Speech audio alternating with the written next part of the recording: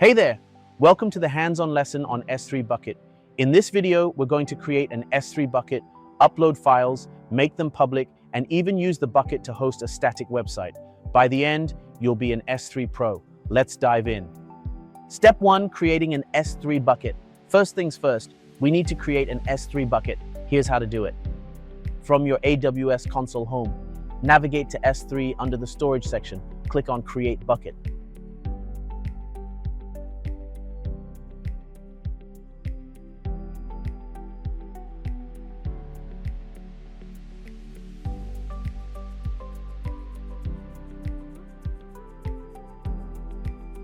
Give your bucket a unique name. I will be using my demo AWS Bucket Diary. Remember, bucket names must be globally unique, so feel free to get creative.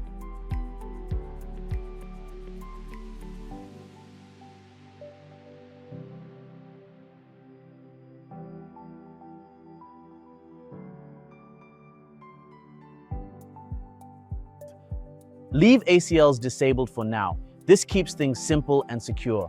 Make sure block all public access is checked. This keeps your bucket private by default.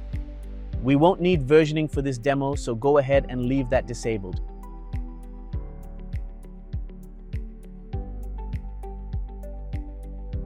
Enable bucket key to optimize encryption costs. Click Create Bucket.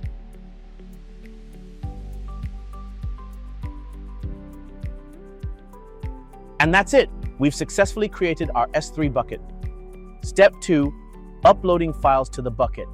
Now, let's upload some files. Click on your newly created bucket to open it. Click on Upload and Add Files. Select the files you want to upload. In this demo, we're uploading a couple of test files.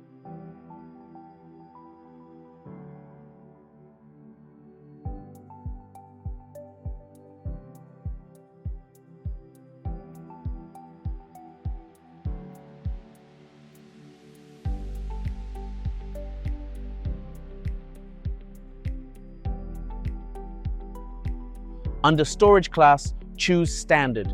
This is the default class and is perfect for general purpose storage.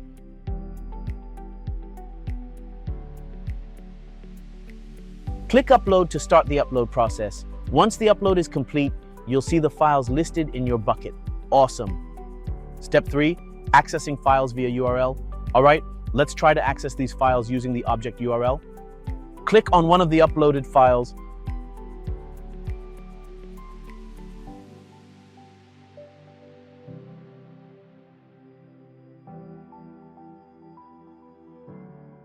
Copy the object URL, open a new browser tab, and paste the URL.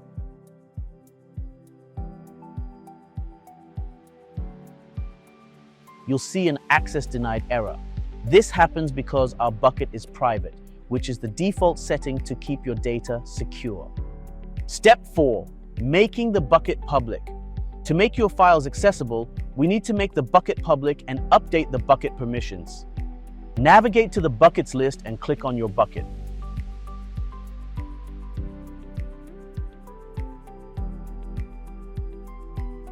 Go to Permissions. Scroll down to block all public access.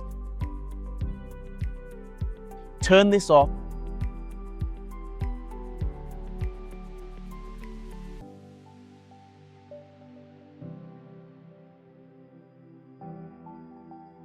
Then scroll down to Bucket Policy. We need to add a policy to allow public access. Here's a simple example.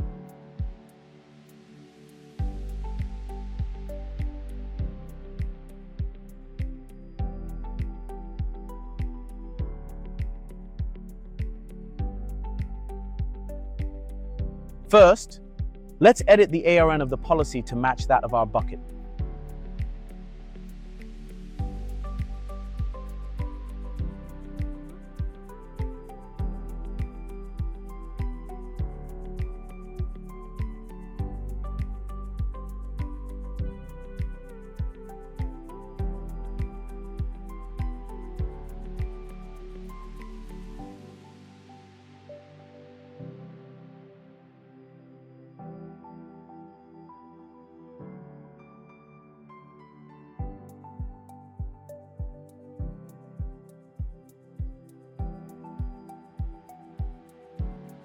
Now let's go over the script in detail to have a full understanding of the script.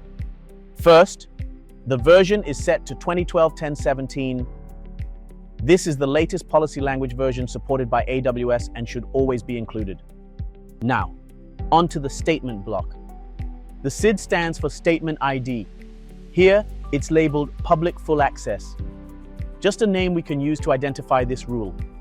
The effect is set to allow, meaning this policy is granting permission. The principal is set to an asterisk. That's the wildcard symbol. It means everyone on the internet is allowed access. This is what makes the bucket public.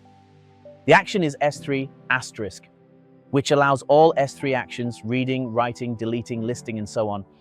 Finally, the resource section defines which bucket and objects are affected. The first ARN refers to the bucket itself, and the second ARN covers all objects inside the bucket.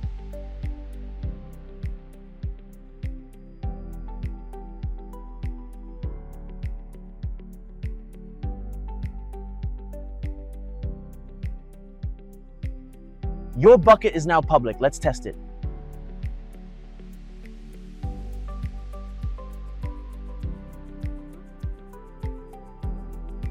Refresh the tab where you pasted the URL. This time the file loads successfully. No more access denied errors. Step 5, hosting a static website with S3. All right, let's take it up a notch by using our S3 bucket to host a static website. In your bucket, go to Properties. Scroll down to Static Website Hosting.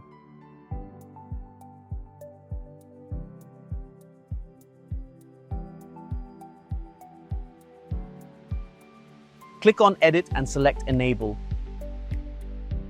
Choose Host a static website. In the Index document field, type index.html. This is the default homepage for your website. Make sure you've uploaded an index.html file to your bucket. If not, go back and upload one now. Click Save Changes.